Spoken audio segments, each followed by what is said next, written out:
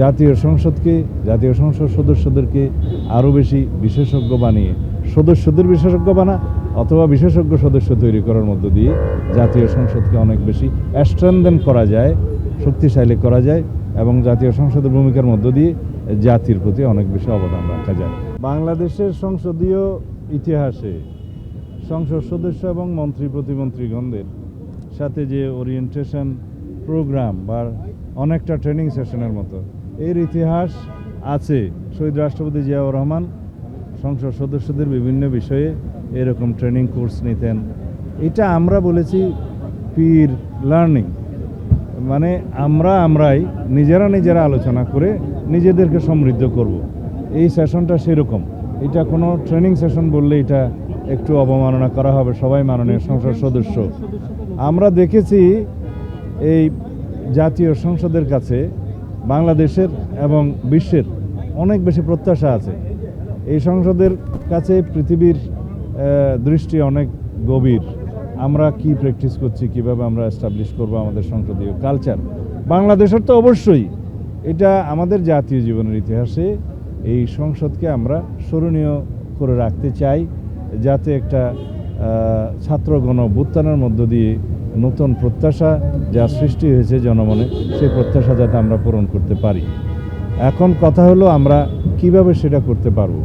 জাতীয় সংসদ সদস্যদেরকে আরও বেশি বিশেষজ্ঞ বানিয়ে সদস্যদের বিশেষজ্ঞ বানা অথবা বিশেষজ্ঞ সদস্য তৈরি করার মধ্য দিয়ে জাতীয় সংসদকে অনেক বেশি স্ট্রেনথেন করা যায়, শক্তিশালী করা যায় এবং জাতীয় সংসদের ভূমিকার মধ্য দিয়ে জাতির প্রতি অনেক বেশি অবদান রাখা যায়।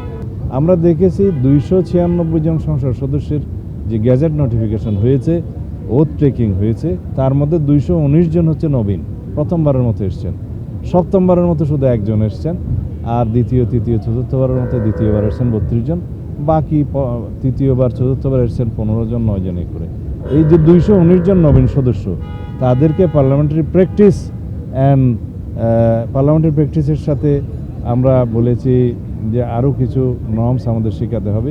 এই পার্লামেন্টারি প্র্যাকটিস আমরা চর্চা করতে গেলে আমাদেরকে কী করতে হবে, তখন আমরা রুলস অফ প্রসিডিওর, কনস্টিটিউশন এবং সংসদীয় রীতি পদ্ধতি, আচরণ এগুলো যেগুলো প্রতিষ্ঠিত সেই সম্পর্কে আমরা একটু ধারণা দিলাম এবং নিলাম পরস্পর আলোচনার মাধ্যমে। তার মধ্যে সংসদে সদস্য হিসেবে সংসদে প্রবেশের পর থেকে প্রথম দিন থেকে আমরা সংসদের ভিতরে কি ভূমিকা পালন করব, রুলস অফ প্রসিডিওর অনুসারে আমরা কোন বিধিতে আমরা নোটিশ দেব, কোন বিধিতে আলোচনা করব, কোন বিধিতে পয়েন্ট অফ অর্ডারে কথা হবে এবং আইন প্রণয়নের কাজে যাতে আমরা যথেষ্ট মনোযোগী হই। জাতীয় সংসদের যেহেতু সবচেয়ে গুরুত্বপূর্ণ অংশ হচ্ছে আইন প্রণয়ন করা, সেই হিসাবে সংসদ সদস্যদের ভূমিকা কী, বিল কারা উপস্থাপন করবেন, প্রাইভেট মেম্বার্স ডে কী এবং সরকারি বিল উত্থাপনের পরে সেই বিলের প্রসিডিওর কী, ফার্স্ট রিডিং কীভাবে হবে, সেকেন্ড রিডিং কীভাবে হবে, থার্ড রিডিং কীভাবে হবে, তারপরে সেই বিলটা কীভাবে আইনে পরিণত হবে, সেখানে সংসদ সদস্যদের কী গঠনমূলক ভূমিকা হবে ইত্যাদি সম্পর্কে আমরা আমাদের কথাবার্তা বলেছি, পরস্পর আলোচনা করেছি। আমি বলবো না এটা প্রশিক্ষণ, কারণ আমরা সবাই মাননীয় সংসদ সদস্য যাদের সাথে আমরা আলাপ আলোচনা করেছি।